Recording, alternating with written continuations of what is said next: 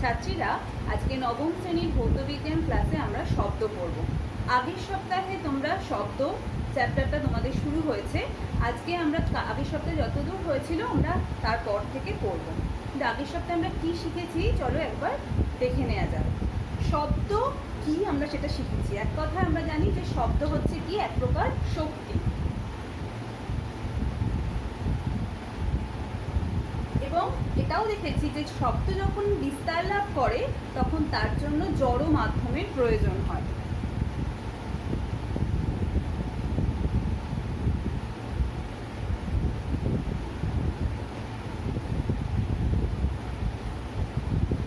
তাহলে শব্দ এক প্রকার শক্তি, শব্দ মাধ্যমের জন্য জড় মাধ্যমের প্রয়োজন। শব্দ কিভাবে উৎপন্ন হয় আমরা শিখেছি, যখন কোনো বস্তু কম্পনশীল হয়, অর্থাৎ কোনো বস্তুর যখন কম্পন হয় তখন কিন্তু শব্দ উৎপন্ন হয়। কোনো বস্তুর কম্পনের ফলে আমরা শব্দ উৎপন্ন হতে দেখেছি, এবং এই কম্পনের বিভিন্ন আমরা যন্ত্রগুলো, বাদ্যযন্ত্রের যে কোন কোন অংশের কম্পনের ফলে শব্দ উৎপন্ন হয় সেটাও আমরা পড়েছি। কীরকম, যেমন তবলা, একটা তবলা বাদ্যযন্ত্র, সেই তবলা থেকে খুব সুন্দর শব্দ তৈরি হয়। কিভাবে, যখন তবলার ওপরের যে চামড়ার আস্তরণ তাতে আঘাত করা হয়, অর্থাৎ ওই আস্তরণ যখন কম্পনশীল হয় তখন কিন্তু শব্দ উৎপন্ন হয়। আবার কি,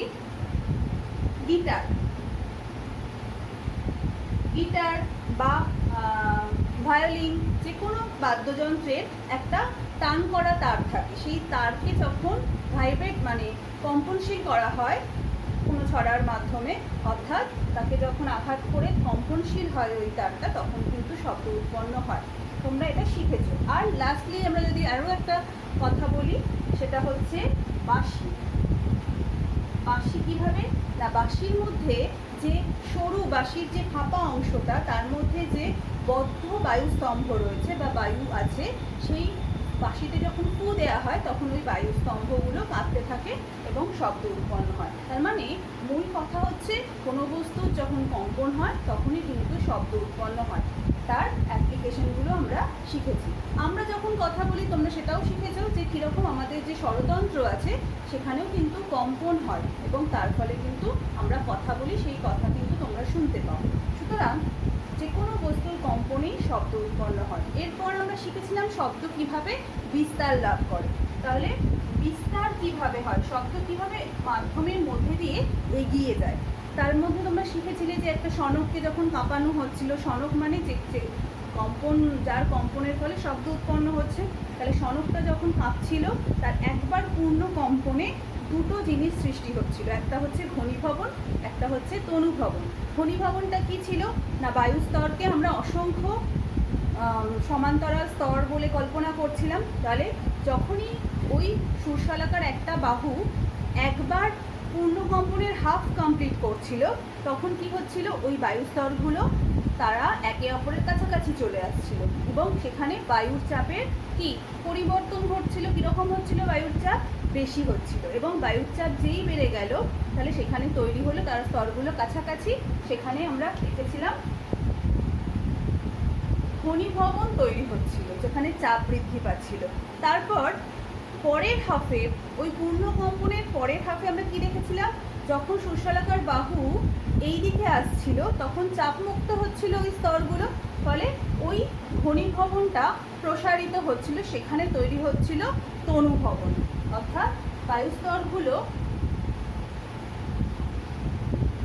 আবার কিন্তু প্রসারিত হয়ে যাচ্ছিল, ফাঁকা ফাঁকা হয়ে যাচ্ছিল, বায়ুর চাপের পরিবর্তন ঘটছিল। তাহলে এবং সেই যতক্ষণে আবার তনুভবন সৃষ্টি হলো, পরের স্তরগুলো কিন্তু ঘনীভবন ঘটলো। সুতরাং এই তনুভবন ঘনীভবন ঘটিয়ে ঘটিয়ে শব্দ কিন্তু এক জায়গা থেকে আরেক জায়গায় বিস্তার লাভ করছিল। এগুলো আমরা সবই কিন্তু শিখেছি। আজকে আমরা দেখব যে শব্দ কিন্তু শুধু শক্তি নয়, শব্দকে আমরা আরও ভালোভাবে ব্যাখ্যা করতে পারি, সেটা হচ্ছে শব্দ এক প্রকারের তরঙ্গ। তাহলে তরঙ্গ কি সেটাই আজকে আমরা ভালো করে পড়ব।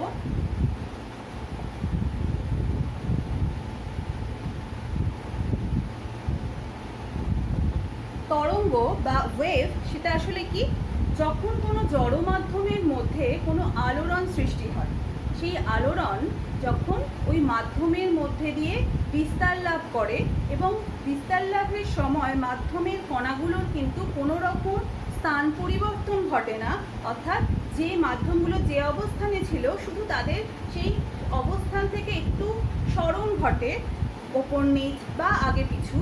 তার ফলে কি হয়, মাধ্যমের এক জায়গা থেকে আর এক জায়গায় ওই আলোড়নটা বিস্তার লাভ করে। অর্থাৎ এক কথায় বলতে গেলে তরঙ্গ আর কিছুই না, কোনো জড় মাধ্যমের মধ্যে সৃষ্ট আলোড়ন যা মাধ্যমের মধ্যে দিয়ে এক স্থান থেকে অন্য স্থানে প্রবাহিত হয় এবং মাধ্যমের কণাগুলোর স্থানচ্যুতি ঘটে না, একেই আমরা তরঙ্গ বলি। ঠিক আছে, তাহলে এই যে তরঙ্গ, এর সঙ্গে আমরা দেখো এক্ষুনি আমরা যেটা আলোচনা করলাম যে ঘনীভবন তনুভবন, তাহলে এখানেও কিন্তু শব্দ ঘনীভবন তনুভবন ঘটিয়ে বিস্তার লাভ করছে, অর্থাৎ মাধ্যমের মধ্যে দিয়ে এক জায়গা থেকে আর এক জায়গায় পৌঁছে যাচ্ছে। আমি ক্লাসে পড়াচ্ছি, তোমরা যারা লাস্ট বেঞ্চে বসে আছো তারাও কিন্তু আমার গলা শুনতে পাচ্ছ।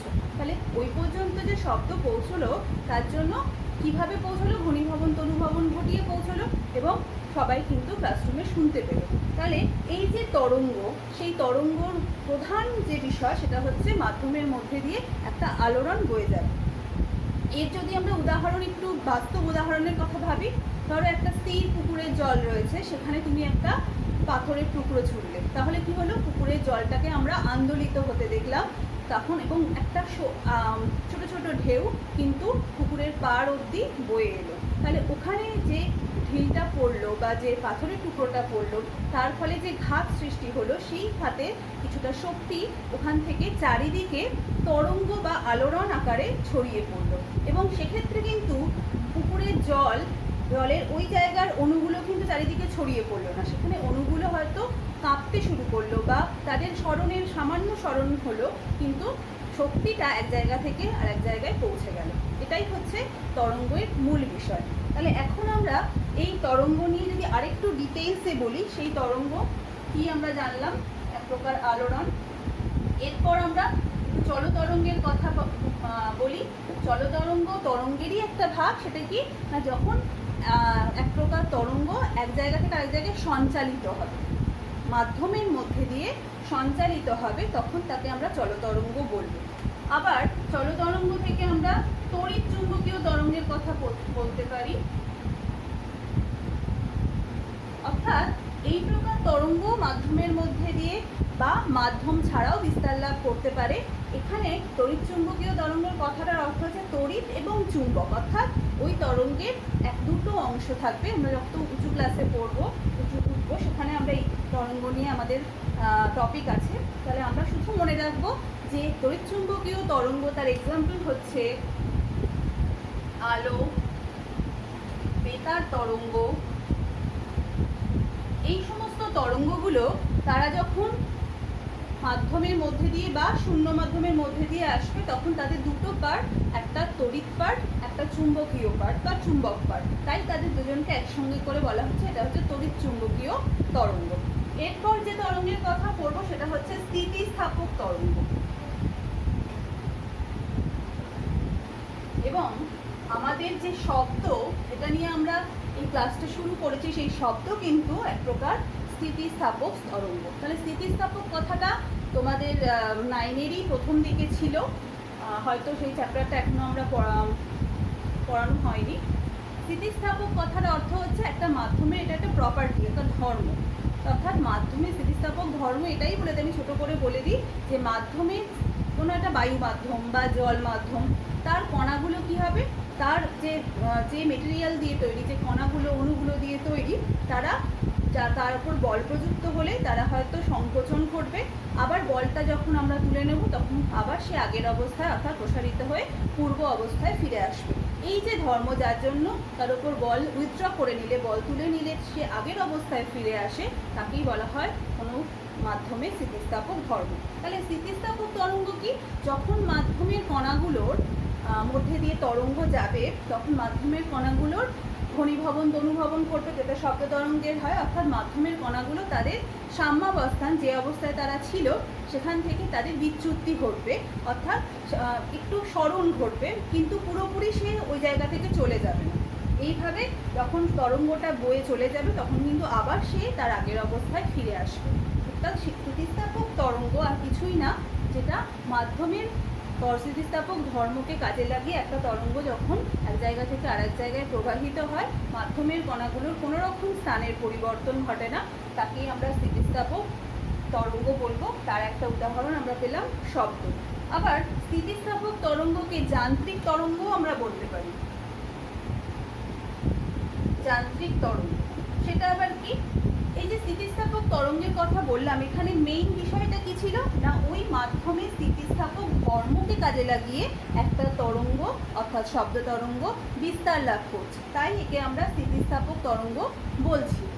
আবার এই স্থিতিস্থাপক তরঙ্গের আরও একটা বৈশিষ্ট্য হচ্ছে, যখন স্থিতিস্থাপক মাধ্যমের কণাগুলোর সরণ ঘটে বিস্তার হয়ে সে যখন একটা জায়গা থেকে আরেকটা জায়গায়, মাধ্যমের একটা জায়গা থেকে আরেকটা জায়গায় কোনো তরঙ্গ প্রবাহিত হয়, তখন কিন্তু শুধু তরঙ্গটা এক জায়গা থেকে আরেক জায়গায় প্রবাহিত হয় না, তার সঙ্গে সঙ্গে শক্তিরও প্রবাহ ঘটে। শক্তিও কিন্তু এক জায়গা থেকে আরেক জায়গায় যায়, সঞ্চালিত হয়। তাই এই ধরনের তরঙ্গকে আমরা যান্ত্রিক তরঙ্গ বলতে পারি। তাহলে শব্দ তরঙ্গ এক প্রকার যেমন স্থিতিস্থাপক তরঙ্গ, শব্দ তরঙ্গকে আমরা যান্ত্রিক তরঙ্গও বলি, কারণ আগের ক্লাসে তোমরা শিখেছো যে শব্দ তরঙ্গ যখন মাধ্যমের মধ্যে দিয়ে বিস্তার লাভ করে তখন কিছুটা পরিমাণ শক্তিও কিন্তু আস্তে আস্তে প্রসারিত একটা জায়গা থেকে আরেক জায়গায় ছড়িয়ে পড়ে। ঠিক আছে, তাহলে এখানে আমরা দেখতে পেলাম যান্ত্রিক তরঙ্গে বলার পেছনে একটাই কারণ, যেহেতু এখানে শক্তিও সঞ্চালিত হচ্ছে। এইবার এই যান্ত্রিক তরঙ্গকে আমরা দুভাগে ভাগ করতে পারি। এক নম্বর হচ্ছে অনুদৈর্ঘ্য তরঙ্গ, নেক্সট 2 নম্বর হচ্ছে তির্যক তরঙ্গ। অনুদৈর্ঘ্য তরঙ্গ কি? অনুদৈর্ঘ্য তরঙ্গ, তাহলে শব্দ যেহেতু এক প্রকার যান্ত্রিক তরঙ্গ, তাহলে এই দুটোর মধ্যে কোনটা হবে শব্দ? সেটা হয়ে যাবে, শব্দ হচ্ছে এক প্রকার অনুদৈর্ঘ্য তরঙ্গ। অর্থাৎ যখন কোনো যান্ত্রিক তরঙ্গ কোনো মাধ্যমের মধ্যে দিয়ে একটা নির্দিষ্ট দিকে অগ্রসর হবে, তখন মাধ্যমের কণাগুলো ওই তরঙ্গ যে অভিমুখে যাচ্ছে, তরঙ্গ যে অভিমুখে যাচ্ছে সেই অভিমুখের সমান্তরালে মাধ্যমের কণাগুলোর সরণ ঘটবে। মাধ্যমের কণাগুলোর সরণ যখন ওই তরঙ্গের অভিমুখে ঘটবে, তখন কিন্তু কি হবে, তরঙ্গের দিক এই দিকে, সেই দিকেই মাধ্যমের কণাগুলোর সরণ যদি ঘটে, অর্থাৎ তরঙ্গের অভিমুখের সঙ্গে সমান্তরালে যদি মাধ্যমের কণাগুলোর সরণ ঘটে, সেই প্রকার যান্ত্রিক তরঙ্গকে আমরা বলবো অনুদৈর্ঘ্য তরঙ্গ, এবং সেটা হচ্ছে শব্দ তরঙ্গ। শব্দ তরঙ্গতে কি হয়েছিল ভালো করে মনে করো, ওই যে অনেকগুলো স্তর ছিল, বায়ু স্তর, যারা সমান দূরত্বে পরস্পরের সঙ্গে অবস্থিত। যেই এখানে শব্দ শক্তি এলো, তাহলে স্তরগুলো কি হলো,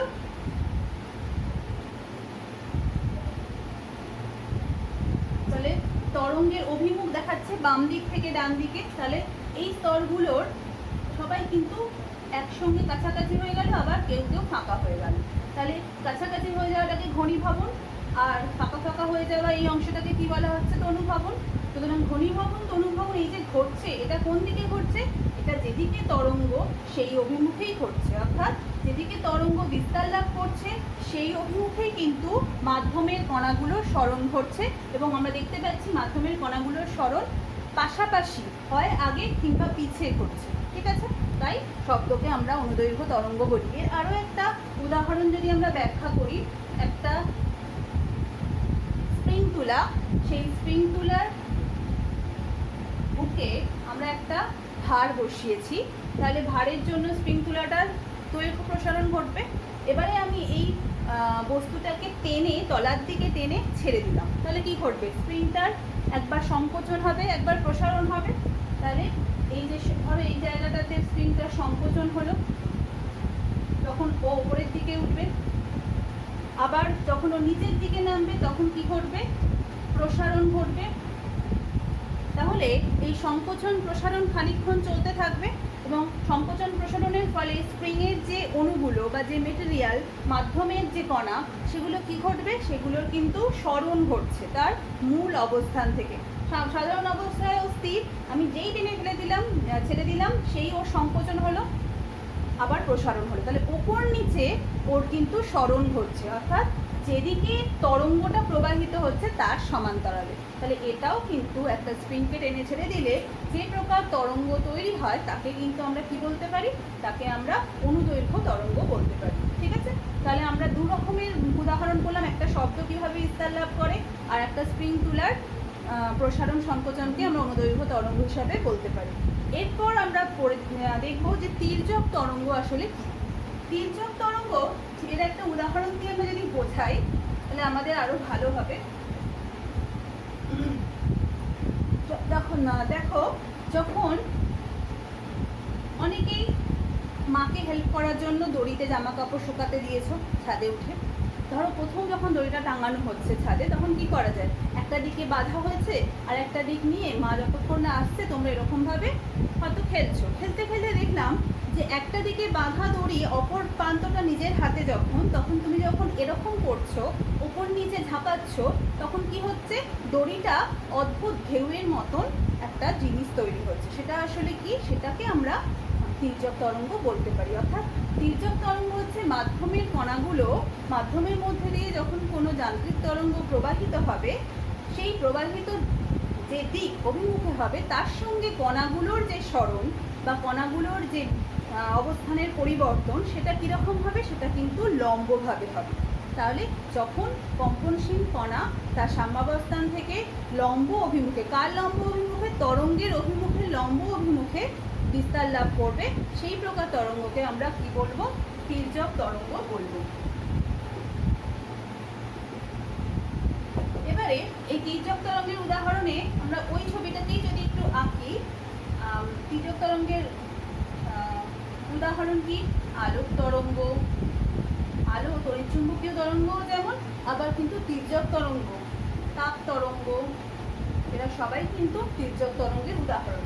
তির্যক তরঙ্গের যদি আমরা আরেকটু ব্যাখ্যা করি, যে ওই যে বললাম এক প্রান্ত বাঁধা একটা দড়ি, প্রাথমিক অবস্থায় সে সোজা আমি ধরে টেনে রেখেছি, যেই আমি এক প্রান্ত ধরে ঝাঁকালাম তাহলে এইরকম একটা ঢেউয়ের মতন সৃষ্টি হলো।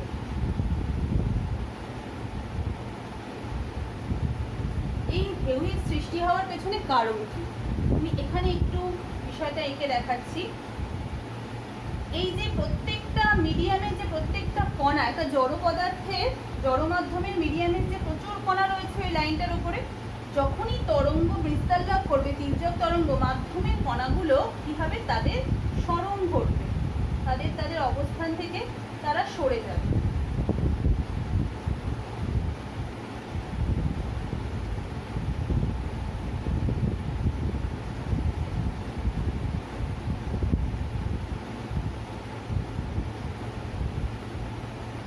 এবং এই যে তাদের সরণের গতিপথ, অর্থাৎ কোনো একটা মুহূর্তে, এটা কিন্তু একদম আমরা ভাববো না যে অনেকক্ষণ ধরে ঘটছে, একটা মুহূর্তে যদি আমি বিচার করি তখন আমি এই জিনিসটা দেখতে পাবো, আবার ঝাঁকানো বন্ধ করে দিলে ও আবার সোজা হয়ে যাবে। সুতরাং কোনো একটা মুহূর্তে আমি যদি ওদের ওই গতিপথগুলোকে বা সরণের অবস্থানগুলোকে যুক্ত করি লাইন দিয়ে, তাহলে আমরা কি দেখতে পাবো, এরকম একটা কার্ভেচার ফর্ম দেখতে পাবো, অর্থাৎ একটা তির্যক তরঙ্গ তৈরি হতে আমরা দেখব। তাহলে এখানে কোন দিকে কি, এই দিকে হচ্ছে তরঙ্গের অভিমুখ, তরঙ্গ দিক,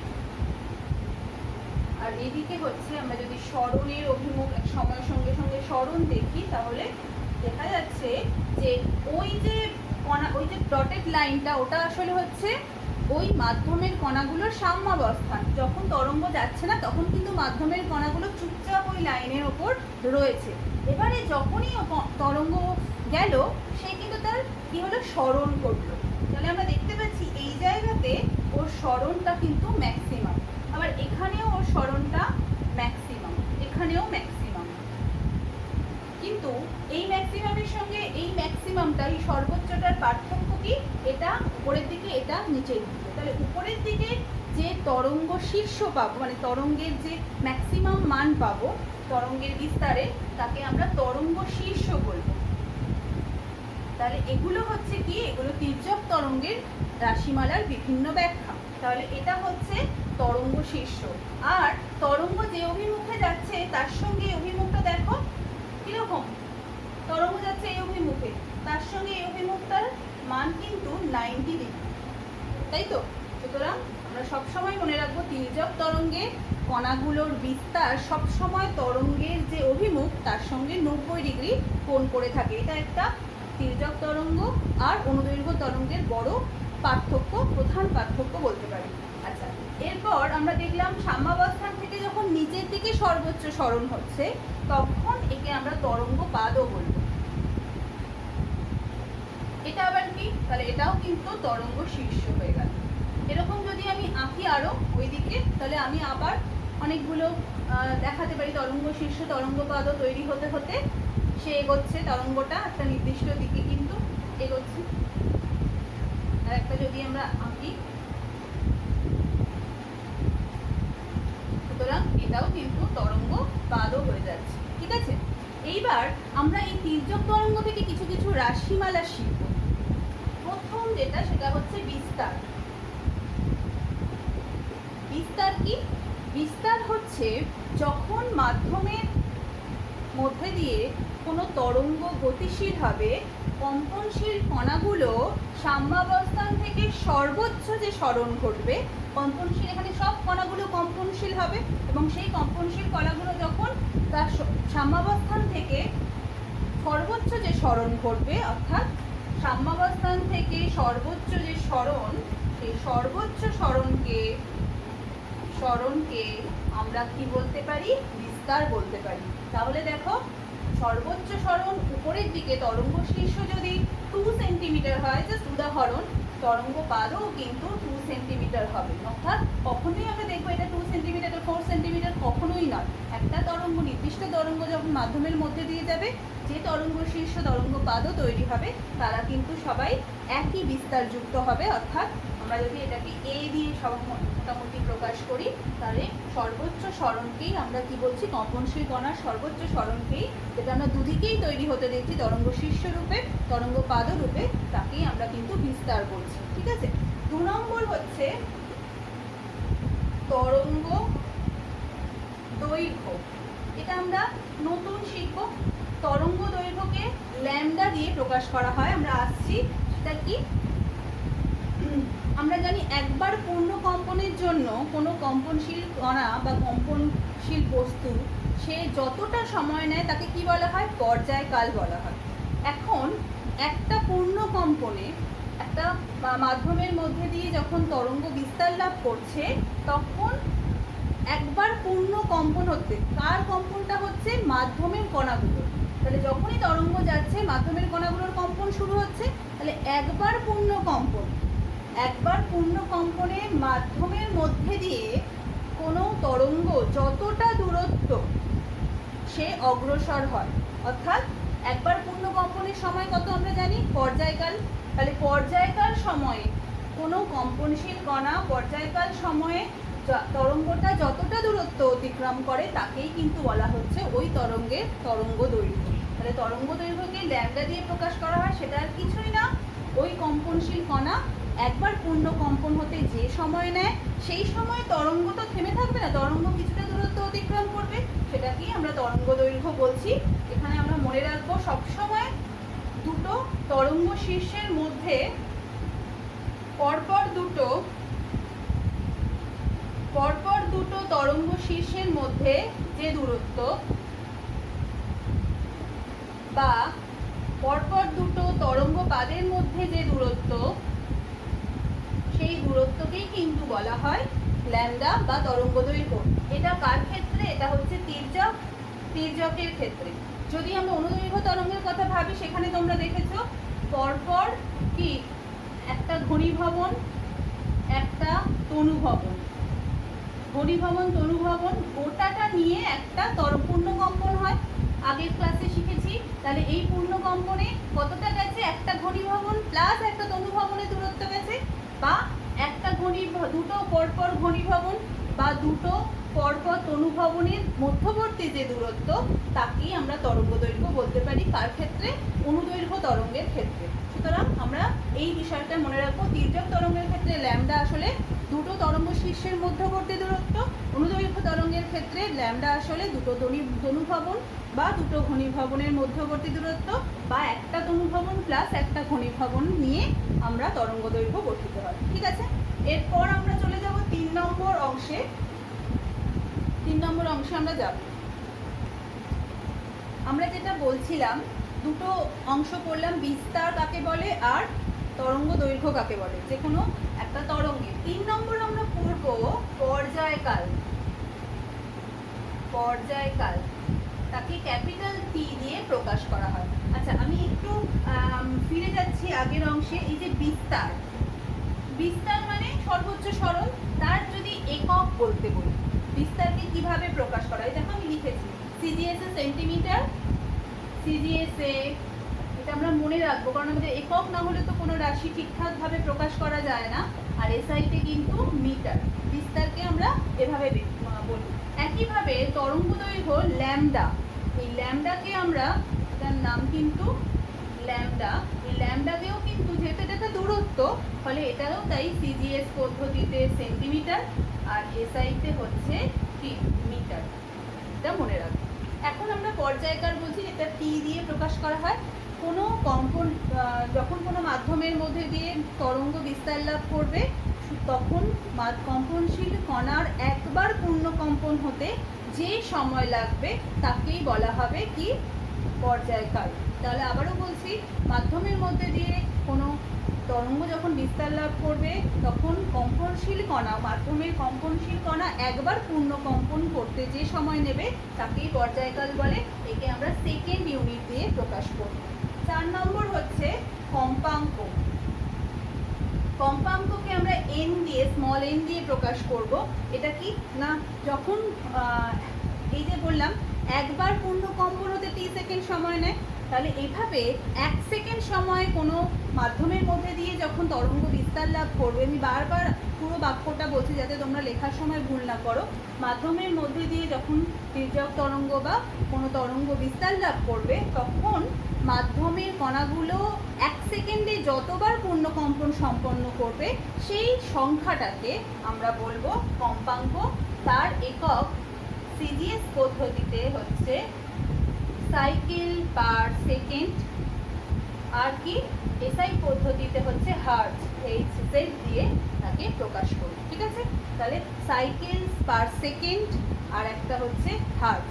আবারও বলছি, 1 সেকেন্ডে যতগুলো পূর্ণ কম্পন সম্পন্ন হয়। এখান থেকে আমরা একটা সম্পর্ক কি পাই টি আর এন এর মধ্যে, সেটা হচ্ছে টি হচ্ছে টি সেকেন্ড সময় একবার পূর্ণ কম্পন হয়, তাহলে 1 সেকেন্ড সময় 1/টি বা টি বার পূর্ণ কম্পন হয়। আর আমরা এক্ষুনি শিখলাম 1 সেকেন্ডে যতগুলো পূর্ণ কম্পন হয় তাকেই এন বলে।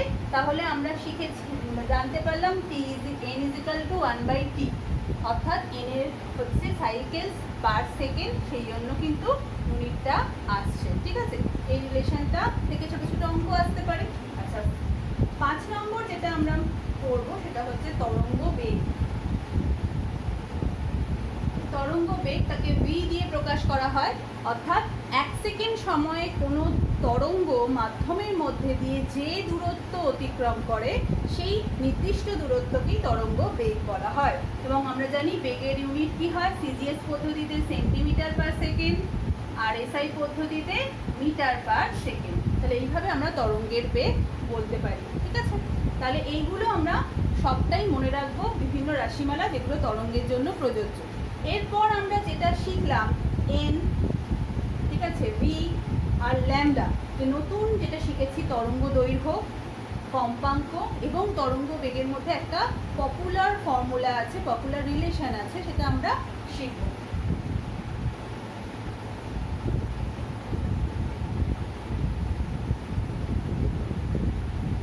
আমরা কি দেখলাম, আমরা দেখলাম যে ল্যামডা হচ্ছে একবার পূর্ণ কম্পনে যে সময় নেয়, কোনো তরঙ্গ যখন মাধ্যমের মধ্যে দিয়ে বিস্তার লাভ করে, একবার পূর্ণ কম্পনে যে সময় নেয় সেই সময় তরঙ্গ যতটা দূরত্ব যায়। তাহলে আমরা এরকম বলতে পারি যে ল্যামডা হচ্ছে তরঙ্গ দৈর্ঘ্য, সেটা হচ্ছে একবার পূর্ণ কম্পনের জন্য প্রয়োজনীয় সময় তরঙ্গ এগোচ্ছে।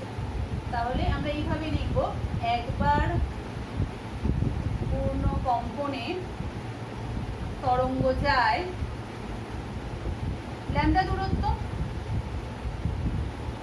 আবার আমরা জানি একটা কম্পাঙ্ক n মানে কি, n বার পূর্ণ কম্পন হবে। যেমন একটা সুরশলাকার ফ্রিকোয়েন্সি 200 হার্টজ, তার মানে কি 1 সেকেন্ডে ওই সুরশলাকাটা বা ওই সনকটা 200 বার কম্পন হবে, 200 বার পূর্ণ কম্পন হবে। সুতরাং n কম্পাঙ্ক মানে হচ্ছে যার 1 সেকেন্ডে পূর্ণ কম্পনের সংখ্যা স্মল n, এর ভ্যালুটা 200, 300, 120 যা ইচ্ছা তাই হতে পারে। তাহলে আমরা n কম্পাঙ্ক বলতে বোঝাচ্ছি n বার পূর্ণ কম্পনের ঐকিক নিয়ম। তাহলে কি হবে, একবারে যদি ল্যামডা হয় n বারে n ল্যামডা দূরত্ব হবে। এবারে এই n বার পূর্ণ কম্পন হতে আমাদের সময় কত লাগছে, কম্পাঙ্কের যে আমরা সংজ্ঞা করলাম, সময় প্রয়োজনীয় সময় জানি 1 সেকেন্ড সময়। 1 সেকেন্ড সময়তেই n বার পূর্ণ কম্পন ঘটছে। আর আমরা এটাও শিখলাম যে তরঙ্গ বেগ v হচ্ছে যে কোনো বস্তুর বেগ একক সময় অতিক্রান্ত দূরত্ব, এবং এই n বার পূর্ণ কম্পন করতে তার সময় নিচ্ছে কত, 1 সেকেন্ড। তাহলে 1 সেকেন্ডে আসলে n বার পূর্ণ কম্পন যে হচ্ছে তার ফলে তরঙ্গটা কতটা দূরত্ব অতিক্রম করছে, n ল্যামডা দূরত্ব, যেটা আমরা আগেই বুঝে ফেলেছি। সুতরাং 1 সেকেন্ড সময়ে তরঙ্গটা কত দূর যাচ্ছে, তরঙ্গ অগ্রসর হচ্ছে n ল্যামডা দূরত্ব। আর আমরা কি জানি, 1 সেকেন্ডে কোনো বস্তু যে দূরত্ব অতিক্রম করে, অর্থাৎ এখানে 1 সেকেন্ডে বস্তু n ল্যামডা দূরত্ব অতিক্রম করছে, তাকেই বলা হচ্ছে বস্তুর বেগ। সুতরাং তরঙ্গ বেগ v হয়ে গেল n ইন্টু ল্যামডা, অর্থাৎ বস্তুর কম্পাঙ্ক ইন্টু তরঙ্গ দৈর্ঘ্য। তাহলে এই সম্পর্ক থেকে আমরা কিন্তু সহজেই আমরা এটাই বলতে পারি যে আমরা যে কোনো দুটো রাশিমালা দেয়া থাকলে অপর রাশিমালাটার মান আমরা এখান থেকে বার করতে পারি। এখান থেকে আমাদের অঙ্ক আসতে পারে, এমসিকিউ আসতে পারে। তাহলে চলো, আমরা আশা করি বুঝতে পেরেছো, এই জিনিসটা মনে রাখবে। তাহলে এই চ্যাপ্টারে আমরা দুটো ফর্মুলা শিখেছি, একটা হচ্ছে n আর t এর মধ্যে সম্পর্ক, এখান থেকেও অঙ্ক আসে, আর একটা হচ্ছে v n ল্যামডা, বেগ কম্পাঙ্ক ইন্টু তরঙ্গ দৈর্ঘ্য। ঠিক আছে, এইবার আমরা এখান থেকে ছোট ছোট দুটো তিনটে অঙ্ক করি। ছাত্রীরা, তোমাদের অনুশীলনীতেও প্রচুর অঙ্ক করতে দেওয়া আছে এবং বেশ কয়েকটা অঙ্ক করেও দেওয়া রয়েছে। তোমরা কিন্তু সবাই ওই করে দেওয়া অঙ্কগুলোকে ফার্স্টে প্র্যাকটিস করবে, তারপর অনুশীলনীর অঙ্ক আমি সলভ করে তোমাদের PDF আকারে পাঠাবো, সেগুলো তোমরা দেখবে। আর ওয়ার্কশিটে যে অঙ্কগুলো আমি করতে দেবো সেগুলো কিন্তু নিজেরা চেষ্টা করবে। আর আমি চাইবো যে তোমরা এই সপ্তাহে প্রশ্ন না করে আমায় নেক্সট সপ্তাহে যদি ওই অঙ্ক ওরিয়েন্টেড প্রশ্ন করো, বা এর মধ্যে যদি তোমাদের হয়ে গিয়ে থাকে ক্লাসের আগে, তাহলেও আমাকে প্রশ্ন করতে পারো। ঠিক আছে, আচ্ছা তাহলে চলো একটা অঙ্ক করি। একটি মাধ্যমে তরঙ্গের কম্পাঙ্ক বলে দিয়েছে 200 হার্টজ। একটি মাধ্যমে তরঙ্গের কম্পাঙ্ক 200 হার্টজ, এর তরঙ্গ দৈর্ঘ্য 2 মিটার হলে তরঙ্গ বেগ কত? তাহলে যেটা দেয়া আছে সেটা আমরা দেখে নিই। তরঙ্গের কম্পাঙ্ক দেয়া আছে n 200 হার্টজ। আর কি দেয়া আছে? আর দেয়া আছে তরঙ্গ দৈর্ঘ্য। যে রাশিগুলো দেয়া থাকবে সেগুলোকে আমরা এইভাবে লিখে নেব। তাহলে ল্যামডা বলে দিচ্ছে 2 মিটার। তাহলে আমাদের কি বার করতে হবে? বলেছে যে তরঙ্গ বেগ কত সেটা নির্ণয় করো। তাহলে তরঙ্গ বেগ আমরা ধরি v মিটার পার সেকেন্ড। কেন মিটার পার সেকেন্ড আমরা লিখলাম? যেহেতু দুটোই এসআই পদ্ধতিতে রয়েছে। তাহলে আমরা এক্ষুনি শিখেছি রাশিমালাটা, যে তিনজনের মধ্যে সম্পর্কটা কি, v n into lambda. Just মানগুলো বসিয়ে দিই। n এর ভ্যালু দেখো 200, ল্যামডার ভ্যালু হচ্ছে 2, তাহলে 400 একক কি মিটার পার সেকেন্ড। তার মানে ওই মাধ্যমের মধ্যে দিয়ে তরঙ্গের বেগ কিন্তু 400 মিটার পার সেকেন্ড। খুব সহজ অঙ্ক, ছোট্ট অঙ্ক আকারে আসতে পারে বা এমসিকিউ আকারে আসতে পারে। চলে যাই পরের অঙ্কে। বলেছে বায়ুতে শব্দের বেগ, যেগুলো দেয়া আছে সেগুলো আগে আমরা লিখে নিই। বলেছে বায়ুতে শব্দের বেগ 336 মিটার পার সেকেন্ড। তাহলে বেগ আমি ভি আকারেই লিখছি 336 মিটার পার সেকেন্ড। আর বলছে 672 হার্জ কম্পাঙ্ক বিশিষ্ট, তার মানে কম্পাঙ্কটা বলে দিচ্ছে এন হচ্ছে 672 হার্জ।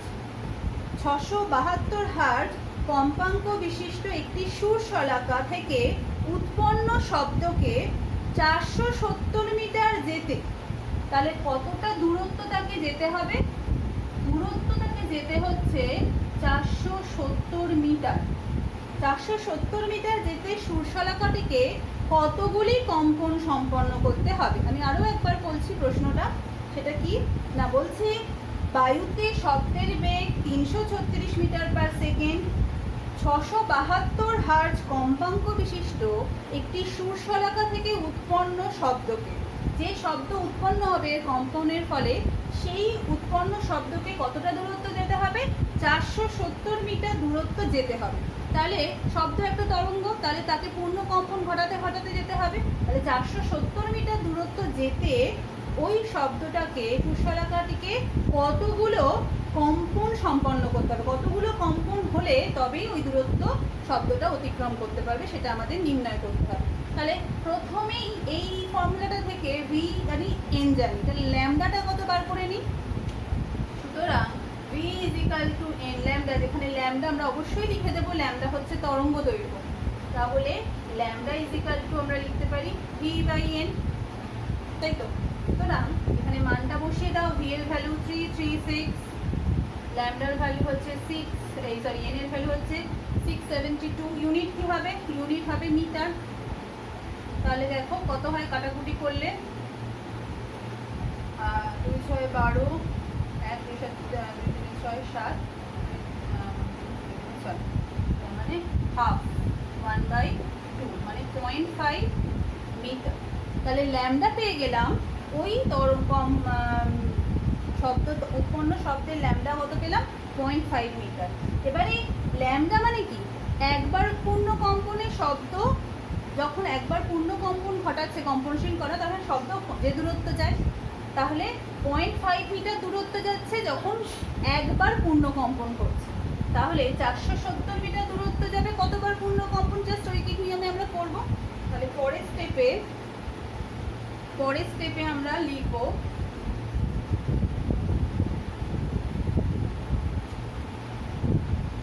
0.5 মিটার দূরত্ব যায় কতবার পূর্ণ কম্পন? একবার কম্পন, পূর্ণ কম্পনে।